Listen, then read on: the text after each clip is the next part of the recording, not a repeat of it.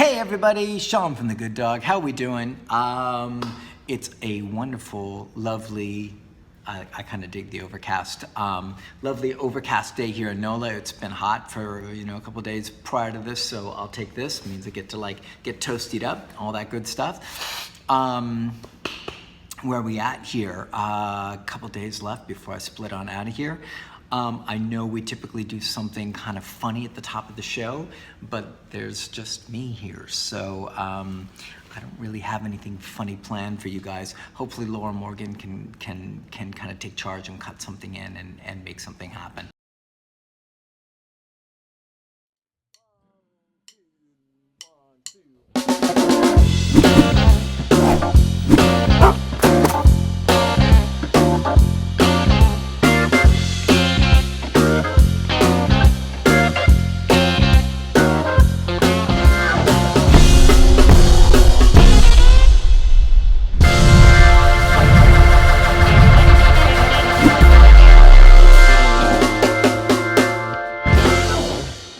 So I want to just share a couple of things going on, and then we'll jump into the show. So this is my last few days here.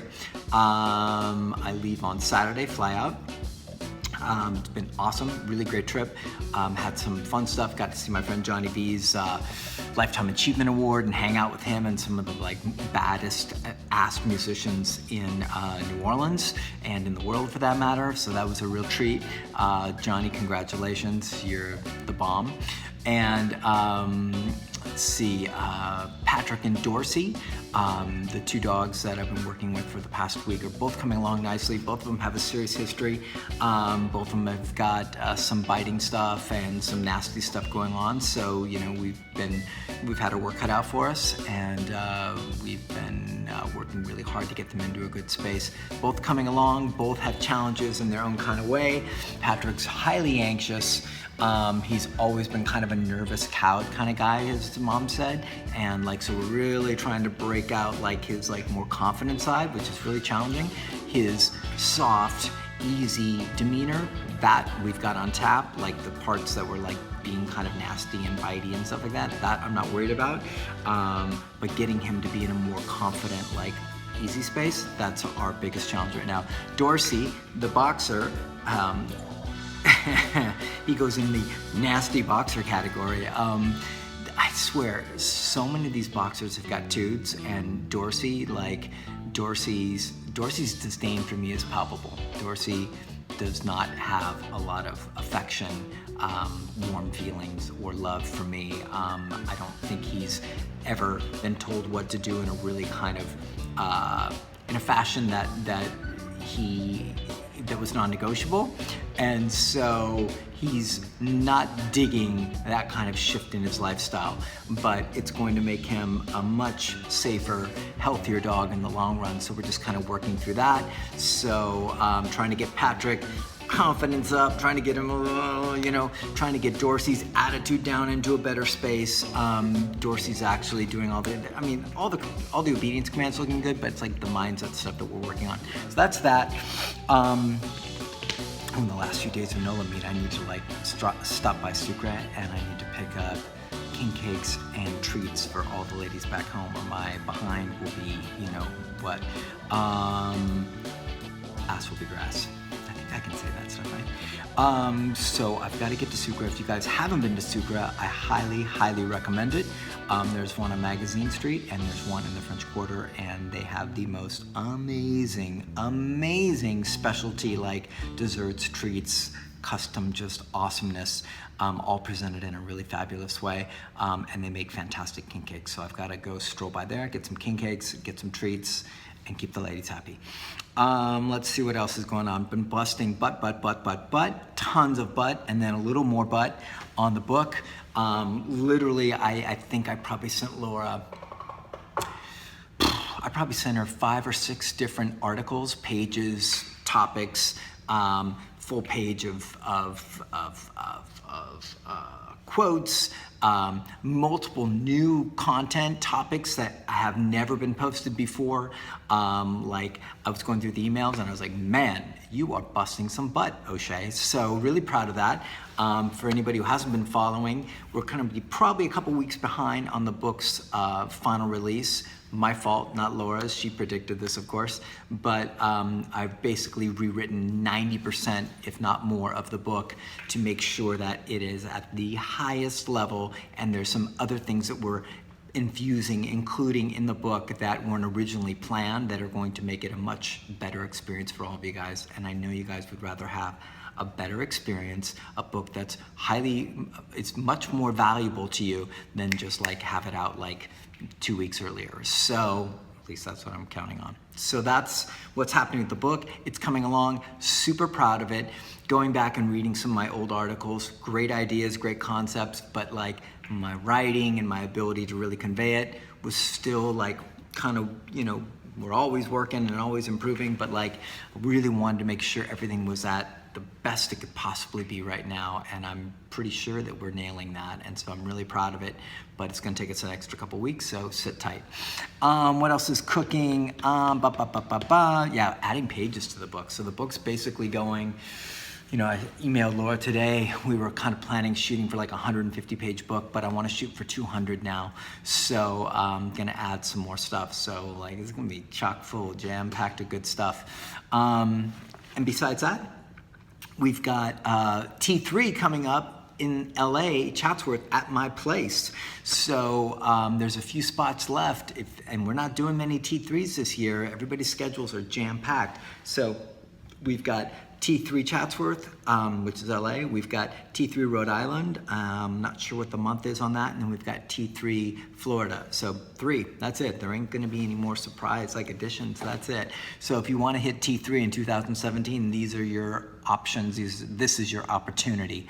Like I said, it's February in Chatsworth, February 12th. So if you're interested, go to I'm sure Laura will link it up, www.trainthetrainers, it's always a hard one, trainthetrainerswithjeffandsean.com. And you can see all the details there, and you can actually sign up straight from there. Like I said, 7-day program, Jeff Gelman, Laura Morgan, yours truly, and Tori Smith from Take the Lead in Florida. It's a killer seminar, and people have come out of there, changed their lives, built incredible businesses. A lot of great stuff has happened. So pretty cool. Would love to see you guys there. And Manny's waiting in case anybody wants to meet Manny. So that's it. I'm going to jump into the show. Laura Morgan has been very patient, I hope. Hey everybody, it's Sean from The Good Dog. And to my, wherever she might be, is the lovely Laura Morgan, the lovely Laura Morgan, and probably Forrest. And I don't know if she's rocking any nails, but I assume she is, because she always tries to take it from the team and make sure she's got some nails happening. So she's probably multitasking. Got Forrest, nails, and probably emailing and texting clients and doing all sorts of crazy stuff and editing videos, and that's how she rolls, because she's a Wonder Woman. So and all the stuff you can't see, we can see some of the stuff, but all the other stuff you can't see, and the stuff you can't see where Laura's at, makes up the Good Dogs Q&A episode 120. 120. Boom. We ready to rock and roll? Hello, Q&A Saturday. It's me. I am doing my little morning routine for you guys. I just wanted to show you what I do. We got the baby in a sling right now. I'm trying to do, for all you moms out there, you know this. I'm trying to do like a schedule, right? But the baby keeps going off schedule. So right now, he's not supposed to be sleeping. He's supposed to be up, looking around, while I drink my coffee and walk Cujo. But unfortunately he's sleeping, so this is gonna make for the day to be a little bit more different. Anyway, that's enough baby talk. I'm sure Sean's annoyed. So guys, we're just gonna be doing this Q&A today. I'm sure Sean introduced us really nicely, and I guess It's me, the lovely Laura. I wish I could show you my nails, but there's nothing really new to show.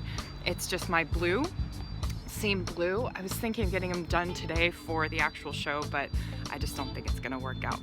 Anyway, okay, so we got Cujo, we got the coffee, we got the baby sleeping, unfortunately, but it's okay. And it's a beautiful, beautiful day here in California. And I'm sorry for all of you who are dealing with snow right now, although I do love snow. I do love a good season. But right now it's like kind of like my favorite type of day. It's like 52 degrees and windy and sunny and all those things. I can actually wear a jacket, but I don't wear socks.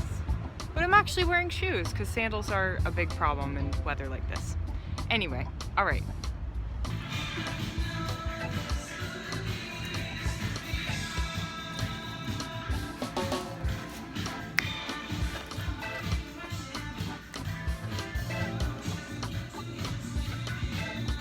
What we call white boy dancing.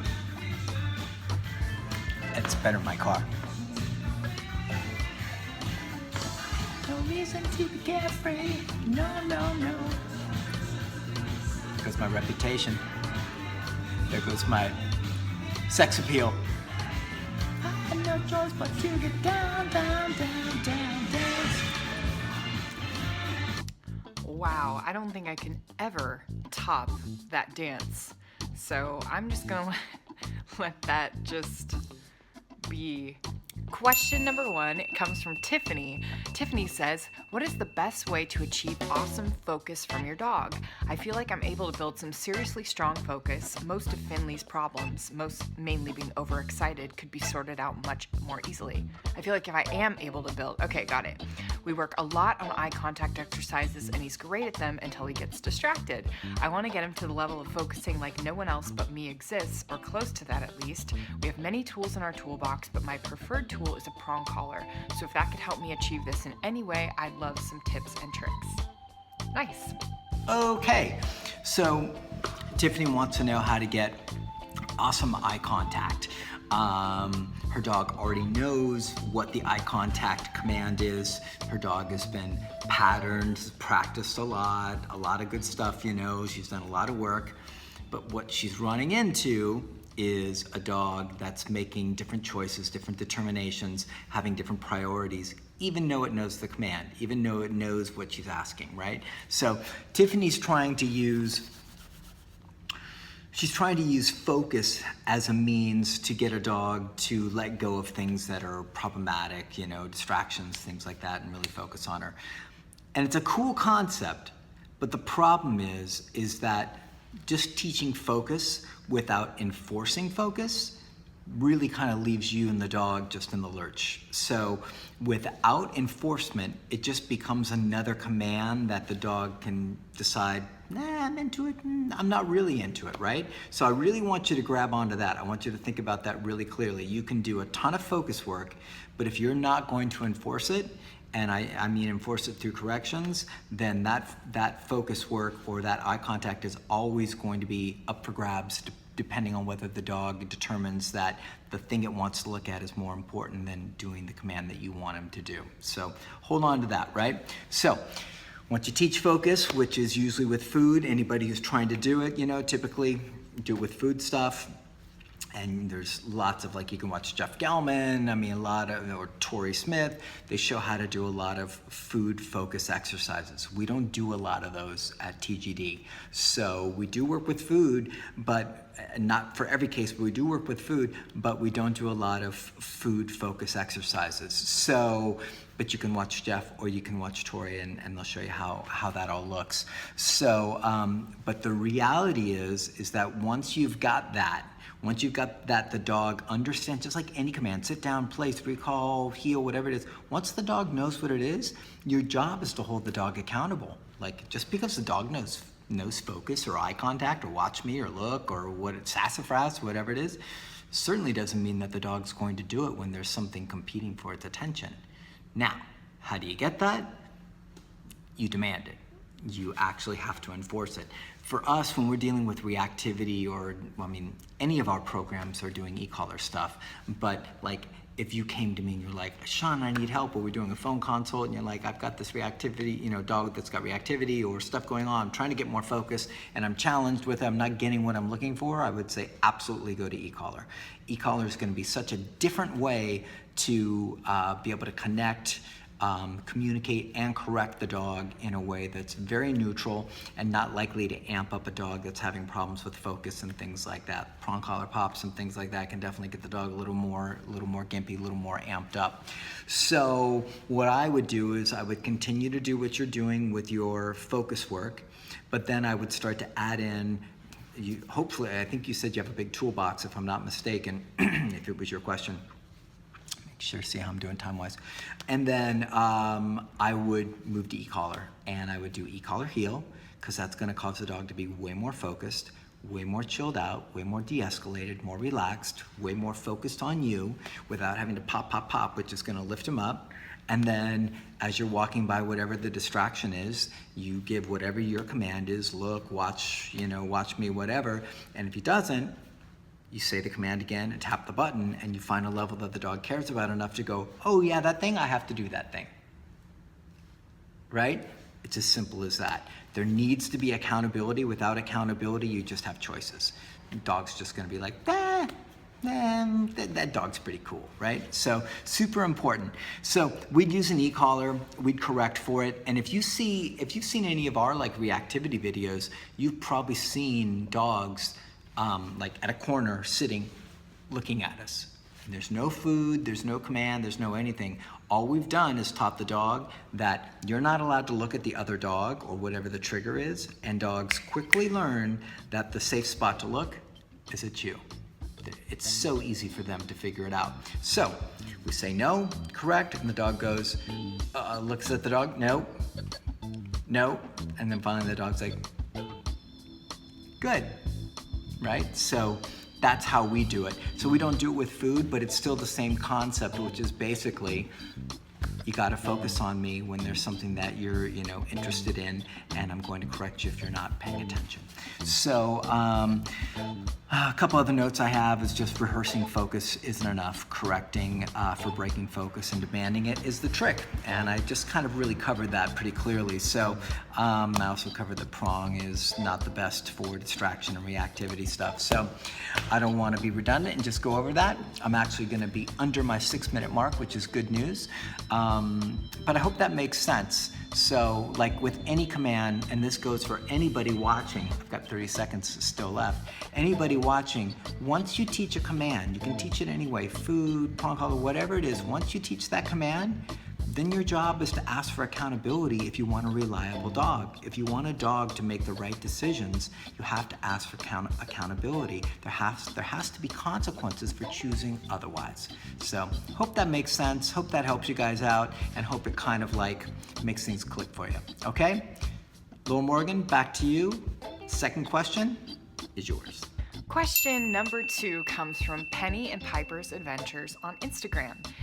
Penny and Piper's Adventures says, hi, I have a 1.5-year-old Malinois. She has good obedience foundation, but she's not perfect. She's not aggressive towards people or animals, but her intensity is high. She wants to go say hi to everyone, and when I correct her, she listens and won't go say hi. And that's great and all, but the issue is that she whines and whimpers. How can I correct or stop her whining? I've been told it'll just go away in time. I would like your opinion. Thanks, Ralph. And by the way, I picked this question just for Laura because I figured she might have some unique insights into a whining Malinois. Just a shot in the dark that she might have something to contribute to this this viewer's question about their whining Malinois.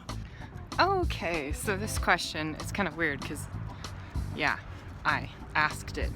But this question for Penny and Piper, Penny and Piper's Adventures, Cujo seats.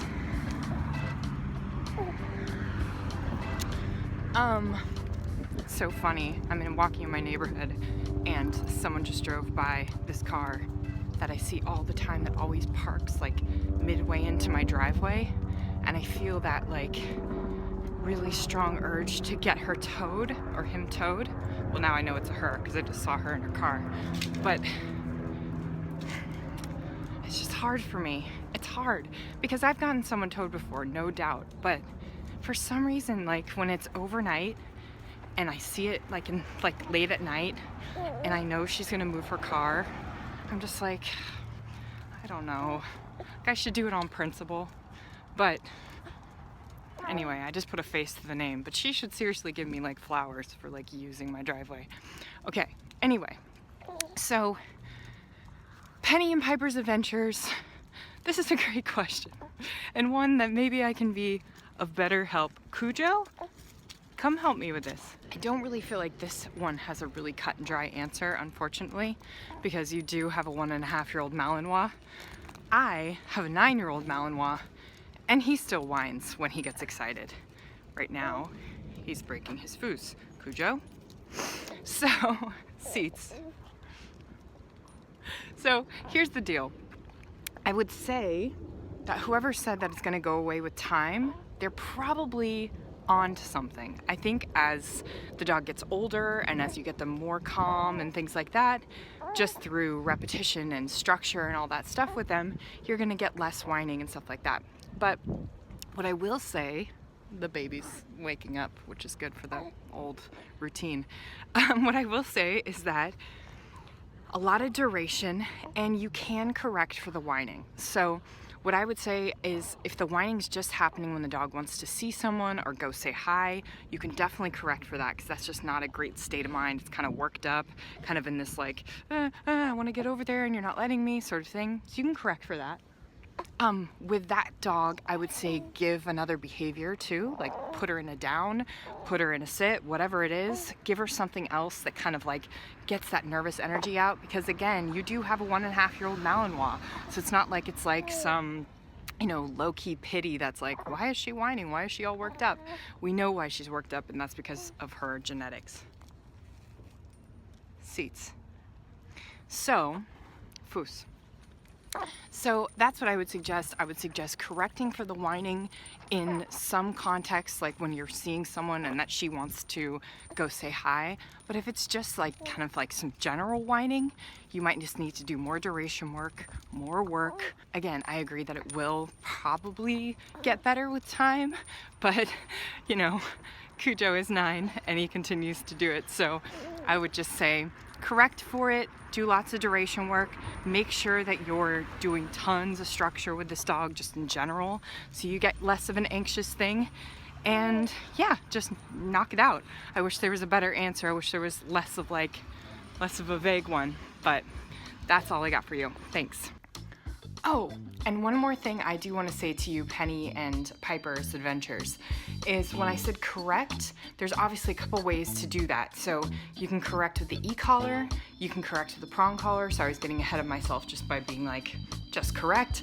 But I would say with a Malinois, I hope that you're doing some e-collar training with him or her, because then you can have this great off-leash everything. You get to have like so much fun and freedom with the dog, but you also have a way to correct for stuff that you don't like. So I would say prong collar or a choke chain or something like that, corrections on that. I personally don't think that it's gonna help the whining like you want. I personally think those actually amp dogs like that with high drive up. I think a lot of people would agree with me. So I think the e-collar is great. You can use really low level. When I do correct Cujo for whining, like for stuff like what you're talking about, like seeing a dog and he's sort of like excited on the walk, he's not reactive or anything like that, but he sees him and he gets excited and maybe like, I'll correct him at like a 10, which for him is like nothing, and it stops him. But if it's something more like he's being demanding whining, I'll go up higher on the corrections. But typically, like for what you're talking about, a lower level little tap can really do the trick on an e-collar. I just think like a prong or something like that may not give you exactly what you're looking for. So I hope that helps. I don't know what you're using, but I would say, you know, correct it. Don't just let it go away. Don't just ignore it. I think it will get better with time, but I think the best way for it to get better with time is for you to correct it, train the dog, have a lot of fun with it, and also, like I said, you can also give him another behavior. Like I'll give Cujo another behavior if he's really in a whining type of thing. Okay, hope that helps. Okay, back to me again. Question number 3 comes from Lainey Pup 1225 on Instagram. Lainey Pup says, "Hi Sean and Laura, sorry I missed the cutoff. If I should resubmit next week, please let me know." You made it, Lainey, awesome.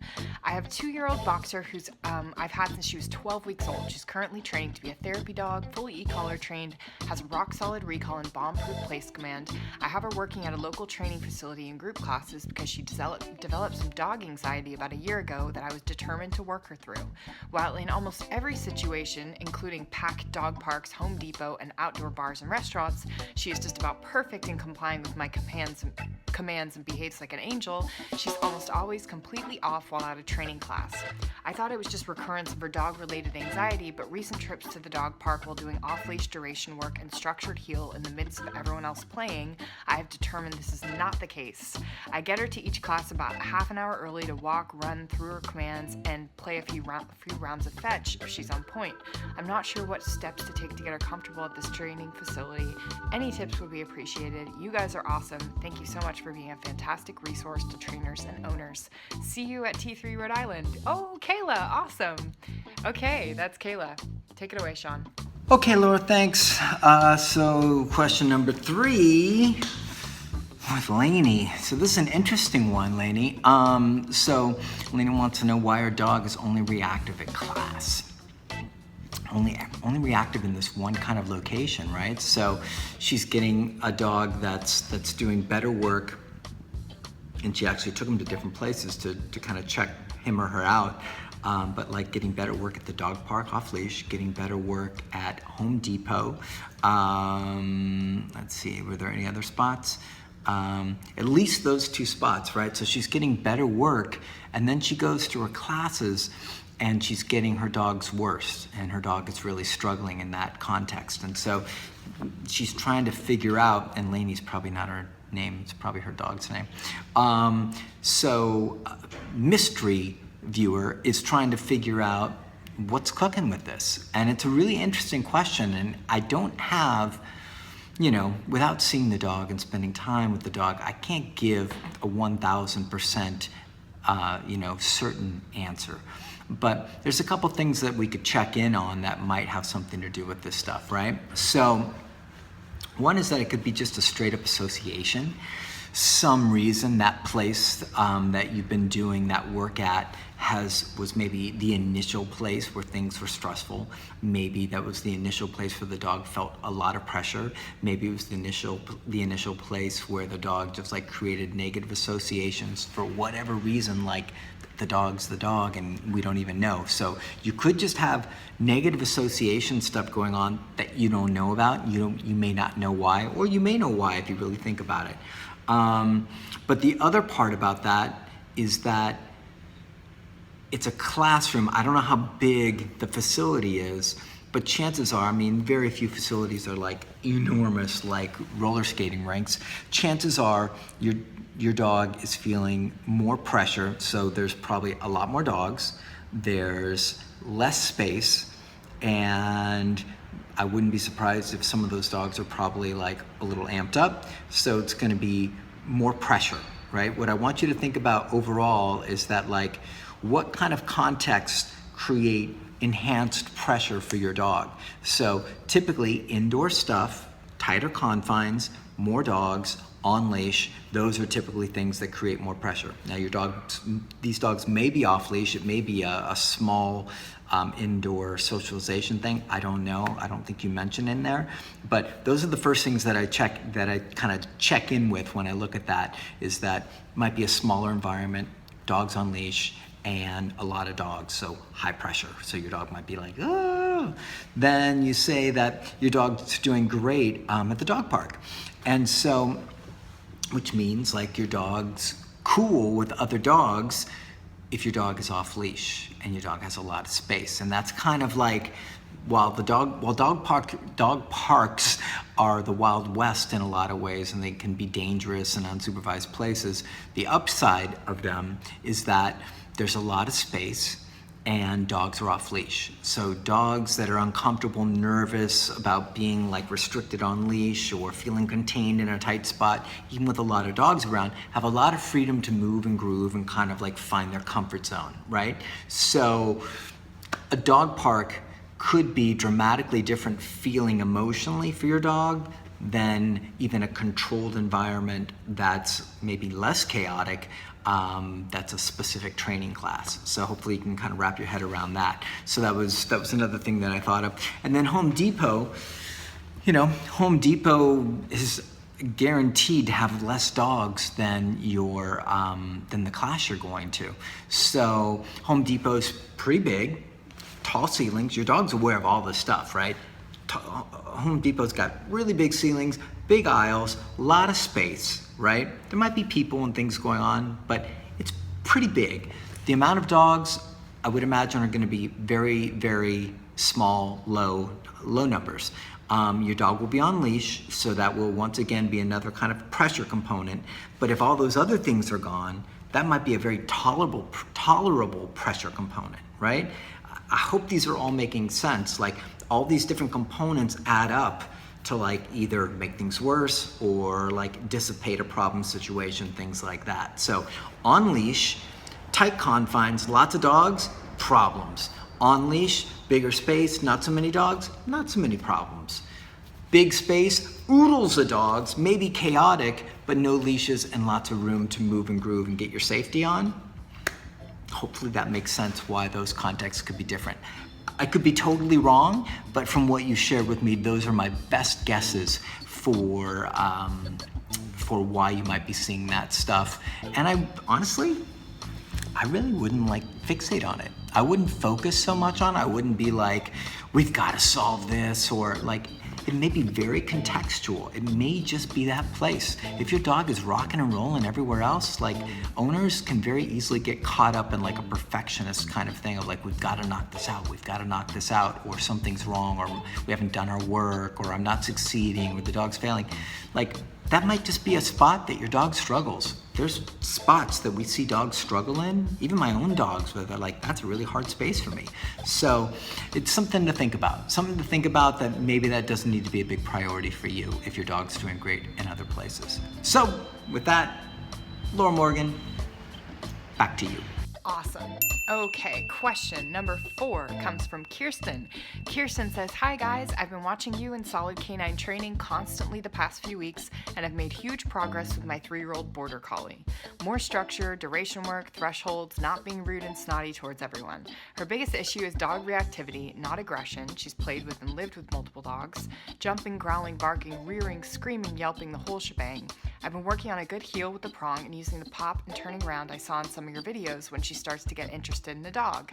We've made some progress and her threshold distance is getting shorter, but even with her getting better in a heel, she's hardly ever tuned into me on the walk. Even with 180s, she'll walk next to me, not behind me, relaxed, speed up and slow down when I do, and most of the time turn when I go for a 180. But she's looking around while kind of just absent-mindedly following me the whole time. She's tuned in just enough to not get corrected, haha. I feel like to have real success with her reactivity, she also has reactivity towards squirrels and cats. She needs to be more relaxed and tuned into me, but I'm not sure what else to do. Thanks so much for y'all's work and help. I got tripped up by that y'all's thing. I love it. It's so cute, but from California. Sorry. Take it away, Sean. So here's the deal. Prong collars are awesome. They really are. They've solved so many dogs' problems very inexpensively. They're great for obedience in a lot of different fashions. They're great for walks and a lot of stuff like that. But they do have their limitations. And if you've got a dog that is still dealing with dog reactivity, the problem with the prong, and I mentioned this to, I think it might have been Tiffany, the problem with the prong is that it can amp the dog up instead of de-escalate the dog. So it's one of those things where, like, once again, just to reveal the TGD secrets, every single dog that does our board and train program or our one-on-one program, I'm rocking like Rain Man, our one-on-one program or our walk doctor program, they all do e-collar, all of them. Even if it's just like like the walk doctor is only 2 sessions, but it's for dogs that have got like walking issues, pulling issues, and reactivity issues. And so the e-collar has been put in place as our mandatory tool for that for a very, very specific, good reason. And that's because it works better than anything else we've seen consistently. Now, are there exceptions? Of course. But for the most part, 95 to 90% to 99% of the dogs are going to excel and do far better with an e-collar than they're going to do with the prong collar. If they're struggling with reactivity, if they're struggling with arousal, when I do this, that means like dogs are like vibrating, like you're trying to like keep them in a space like where they're not like exploding and they're like right there, right, kind of teetering. So this might be a good way for Laura to start off the show. So if the dog is teetering with arousal stuff and teetering with reactivity stuff, then prong collar pops oftentimes are going to lift that dog up, and that's going to work against what you're trying to get. So I don't know if you've got the ability to do e-collar work, but if this is a really big priority for you, if this is something you really, really want to nail down, you really want to make happen, then it's something that I'd get into. I would get a mini educator. You can get them on Amazon. They're not super pricey. They work really, really well. And you can watch, if you don't have our DVDs, you can watch our free videos on link it up, www.thegooddog.net, and click on do-it-yourself videos. And we've got, I think we've got a couple different heel videos. One is e-collar heel with Fusa, the GSD. And once again, I always say this when I talk about Fusa because she was working extremely high. Those levels aren't necessarily what levels you'll be working at. Fusa happened to be working much higher than normal dogs. Most dogs work at like 3 to like 8 or 9, something like that. So that would be my suggestion, would be get an e-collar if you don't already have one, get savvy with it, and at the very least work on e-collar heel so you can then start to knock down some of this reactivity stuff, right? So you said the videos have helped, things have improved, so that's fabulous. I think you've been watching Jeff's videos and my videos, so that's super duper cool. Obviously you're committed and working your butt off, so that's really great. But it just comes down to like, just sometimes it comes down to something less about you and your skill set and how bad you want it, and it just comes down to a simple tool change. I mean, I've watched it happen over and over and over and over again. So I can go out there and with a ton of experience and a ton of skill and work with a prong collar on a reactive dog, or work with an e-collar on a reactive dog, and I'm going to work much harder with the prong. I'm going to have to use more pressure with the prong. I'm going to get less quality results with the prong, and the owner is going to struggle with it far more than if we went with an e-collar. If we use the e-collar, it's going to be easier for me, it's going to be easier on the dog, it's going to be easier on the owner, which is you, as far as transferring all that stuff and making sure that we like keep the de-escalation on the down low and keep moving things down there rather than up here. So that's really my suggestion for that. And I know it's one that you guys have probably, if you watch the show, probably heard a ton of times, you know, and it sounds like a broken record, but guys, like, it's a broken record for a reason. It's a broken record because once we found out how well it worked, we never looked back. And yes, it's more money, and yes, it takes some skill sets that you have to develop and put together, but boy, can it create a very different thing. The sensation of an e-collar is so novel compared to a prong collar. There's no restricting action, which get the dog like this. There's just a sensation here. And then you give the dog information with the leash, what you want them to do with that information. Oh, I need you to slow down, da-da-da-da. Or you've paired it with a no, and the dog knows when it feels that. No, that means it's a correction, and it's very clear, but we're not getting that stuff that, you know, like the prong that can create the escalation. So while I'm a huge fan of the prong, I also know its limitations. And so I would love for you, if you got a chance, to take a look at doing e-collar work and then seeing what you can get I think it'll be the answer for you. I think it'll help you turn things around. I hate seeing people struggle,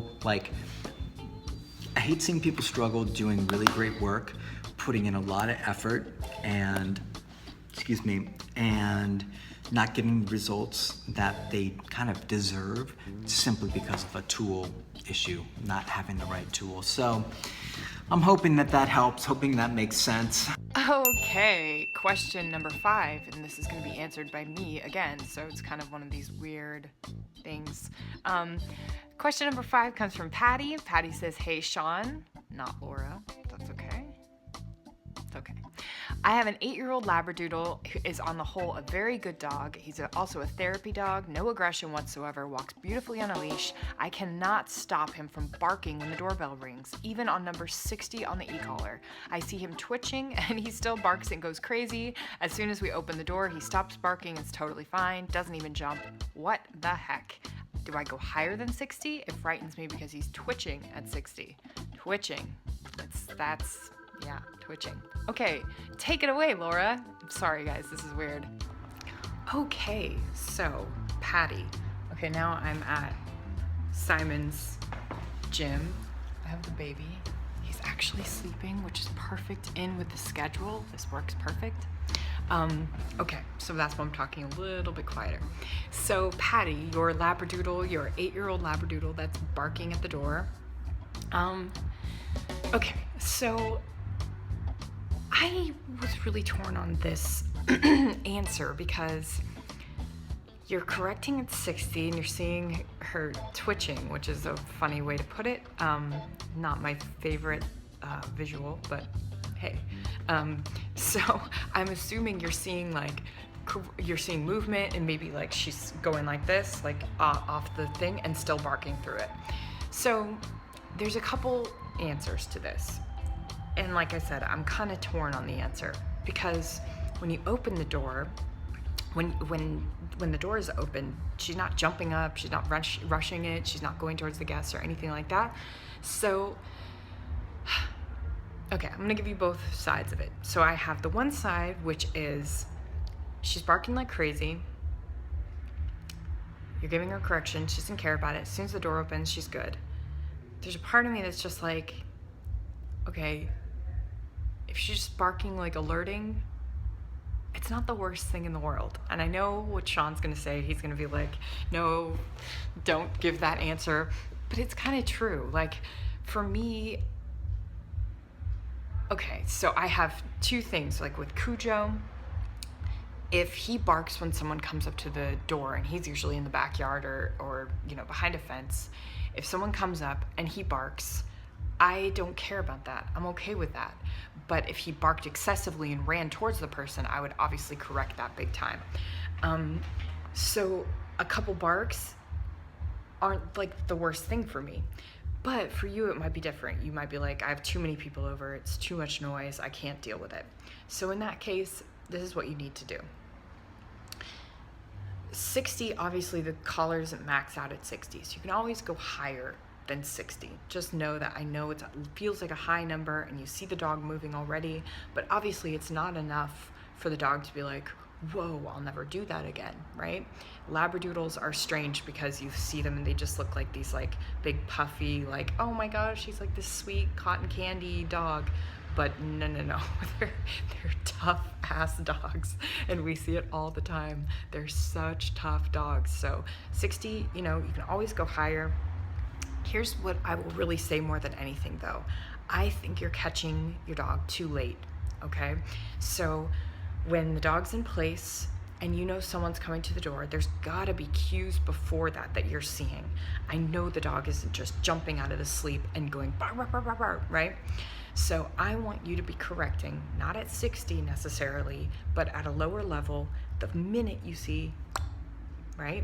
So, or whatever with your dog's ears, whatever they do, or wrinkled forehead or alert or anything like that. If you can catch that alert and you can correct that, then you're hopefully not gonna see that big explosion thing. Does that make sense?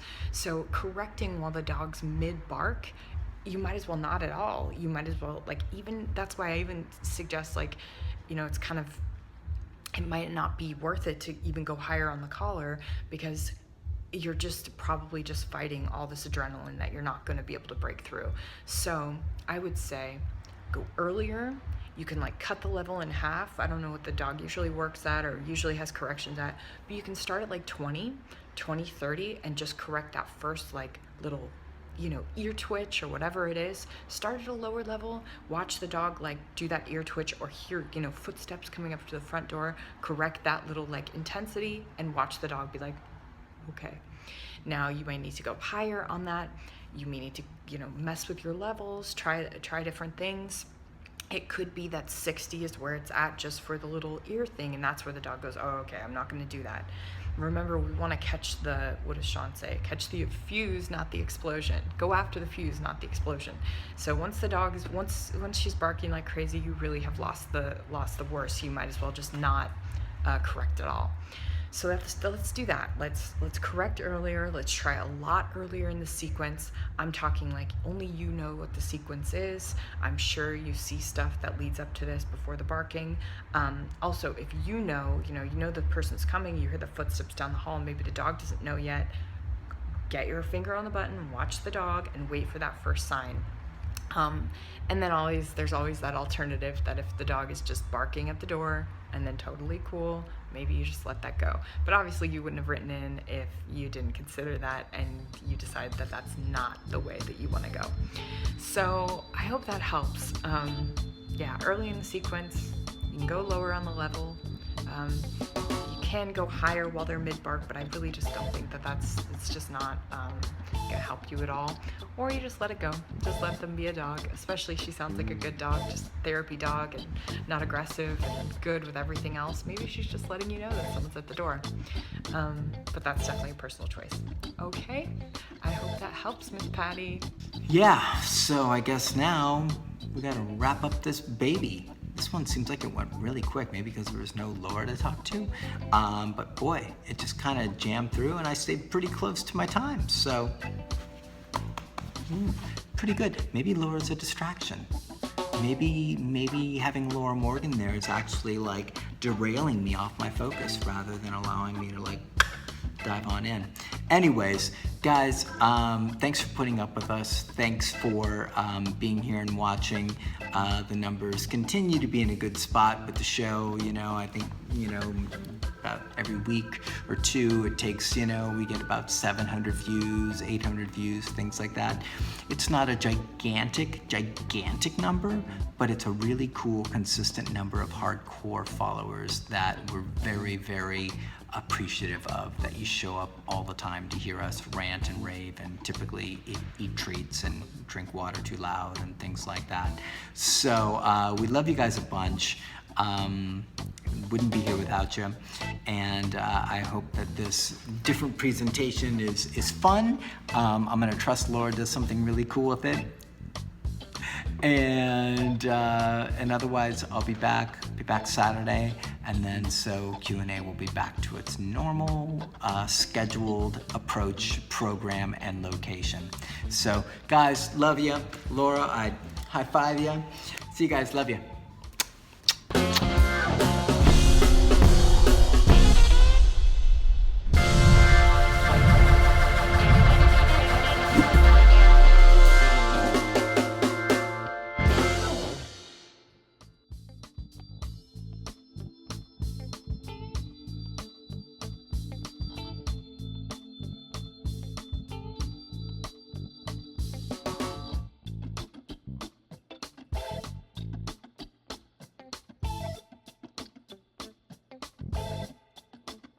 Mm-hmm.